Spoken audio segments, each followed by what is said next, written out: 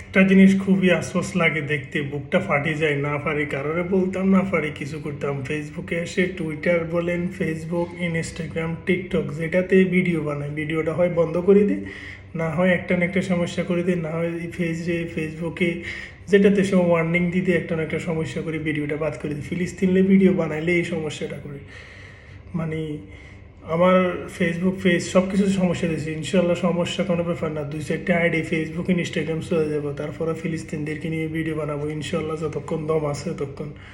এই যে সারা বিশ্বের মুসলমানদের কাছে আমার এক্সট্রা রিকোয়েস্ট, সবাই জেগে উঠুন, এখন সময় ইহুদিদের বিপক্ষে এখনই দাঁড়ানোর সময়, আর সময় পাইবেন না। এখন যেই পরিমাণে ছোট ছোট বাচ্চাগুলারে মেরে ফেলতেছে, যেই পরিমাণে মানুষের উপর অত্যাচার করতেছে, প্রতিদিন বোম মারি হাজার হাজার মানুষ মারিয়ে লেতেছে। না আছে গাজার ভিতরে খাওয়ার কোনো জিনিস, না আছে পানি, না আছে কি, মানুষ ঘাস খাইতেছে, মাড়ি খেতেছে, কত কষ্ট করতেছে। এটার জন্য আজকে বড় বড় মুসলিম দেশের নেতাসকল বিলিয়ন বিলিয়ন ডলার লই বসে ঘুমজার আয়াসি লই ব্যস্ত আছে। আর এখানে এতগুলো মুসলমান গাজার বুকে ছোট ছোট বাচ্চা নিরস হয়ে মানুষগুলো মরতেছে, তাদের একটা একটু তাদের দিকে নজর যায় না।